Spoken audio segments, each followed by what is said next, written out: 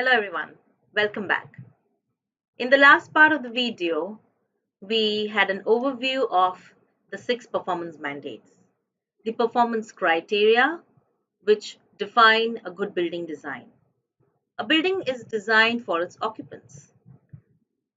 Let's understand the occupants' needs, the human needs, because the performance mandate is a response to these human needs. Human needs are primarily categorized in 4 different types. The physiological needs, that is the physical needs of the occupants, in which the physical comfort, the health, safety of the humans is factored in. Functional appropriateness of any space is also a physical need of the occupant. Moving on, the humans also need a psychological comfort. Their mental health and the psychological safety is important. This is a psychological need.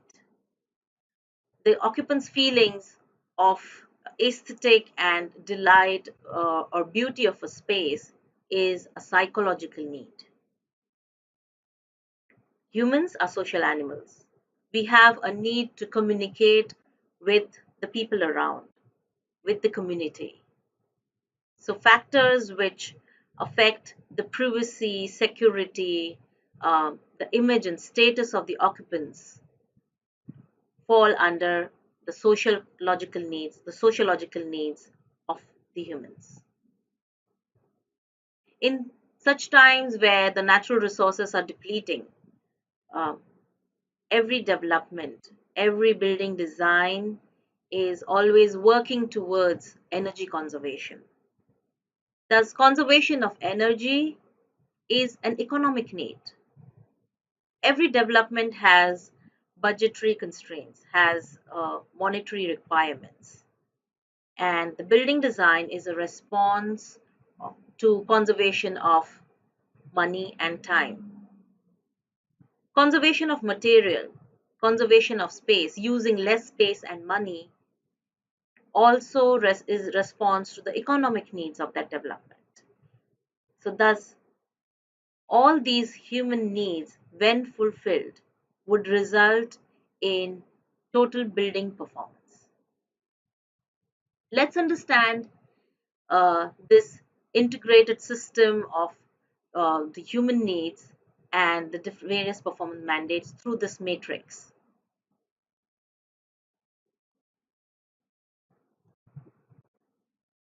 Here you see the various human needs, while in this column you see the 6 performance mandates. Let's take an example of wayfinding. Wayfinding is the humans or the occupant need to be able to navigate through a space conveniently, efficiently. Okay, so this need is fulfilled through a good spatial design, through good spatial performance. Let's take another example of um, no irritation from neighbors' smoke or smells. This is a sociological need for the occupants to be able to be able to inhale good air quality and also be able to uh, communicate, to be associated with the society is a sociological need. For any space, for example, the learning space, for the students and the tutors, it's very important for the learning space to have good acoustic performance. This is a need of the students. This is a need of the tutors or the lecturers in a learning space.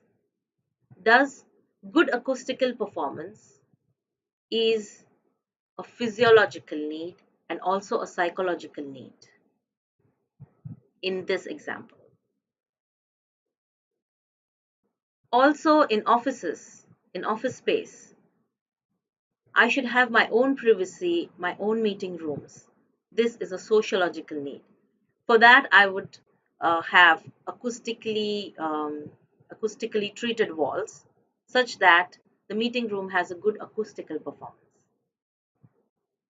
So you see, this matrix explains us how different human needs are fulfilled through different performance mandates.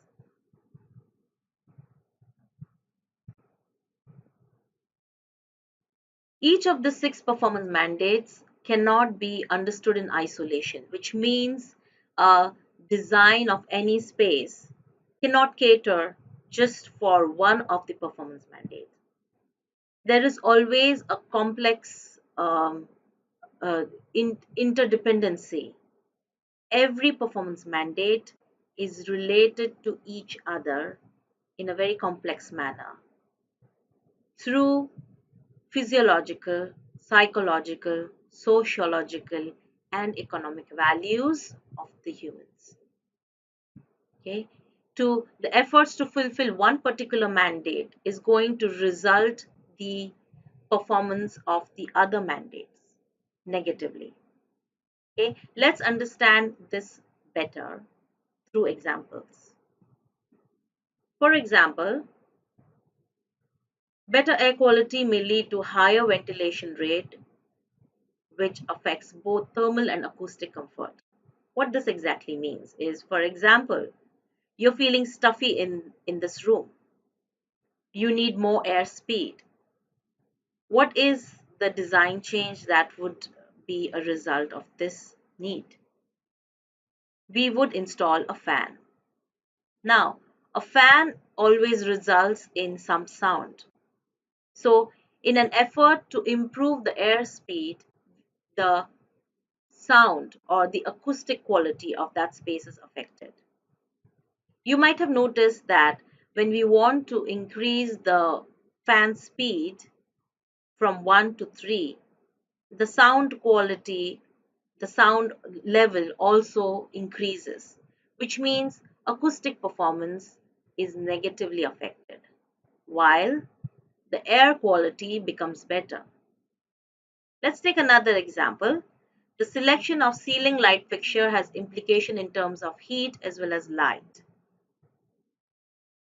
If the lighting condition is dim and you want to increase the brightness, we would install a light fixture.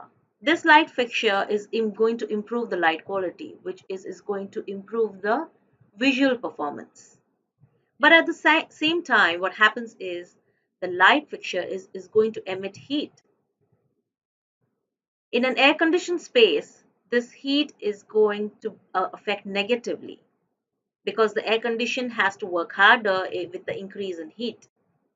So, though the visual performance improves, the thermal performance is going to be affected negatively. Also, sometimes installing some light fixtures create a noise. So, though my visual performance is going to improve, my acoustic performance is going to be negatively affected. Let's take another example. The demand for air tightness has raised questions of indoor air quality and building inadequacies regarding human health. What does this mean? Let's take the example of all of us when we sleep at night in our bedrooms, in our houses. We turn the aircon on and go to bed. Now, what happens is in a split unit in the residential units, there is no fresh air intake, which means throughout the night, the carbon dioxide that is exhaled by us is recirculated in the room. So, though the temperature conditions are controlled, the air quality is affected. The same carbon dioxide which is exhaled is being recirculated. So, in order to in order to address this issue, what most of us do is we keep the windows slightly open or the door of that particular room slightly ajar so that there is some fresh air intake all the time. But what happens is their aircon is also leaked out, which increases your energy bills. However, throughout the night, there is a supply of fresh air. So, though it affects your health, though it improves your health because of the fresh air intake, the energy bills go high, which is the economic needs are not fulfilled, but your physiological needs are fulfilled. So, there is a give and take when one performance mandate is fulfilled, the other is negatively affected.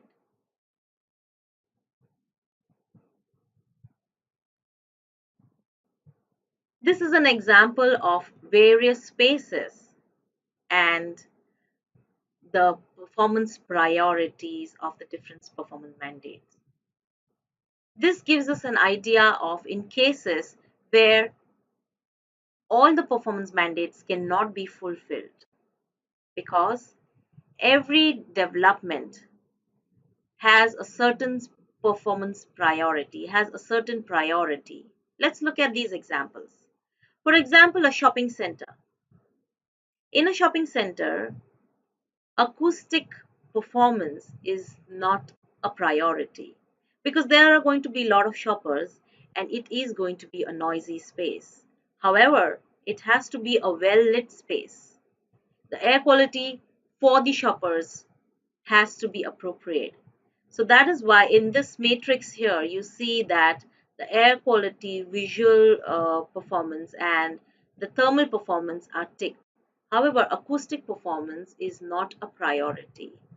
So the priority in a shopping center is set and accordingly the design requirements are met. Let's take another example. Warehouses. Warehouses, none of the performance mandates are ticked, which means there is no performance criteria or there is no performance requirement versus a school. A school, all the performance mandates need to be met to fulfill efficient learning. Acoustic requirement is a need in a school environment. Take another example of hospitals. In hospitals, the air quality is very important. While in a storeroom, for example, the air quality is not important. So this matrix gives us a clearer idea on different spaces have different performance priorities. So with the performance priorities set, we can address a particular performance mandate.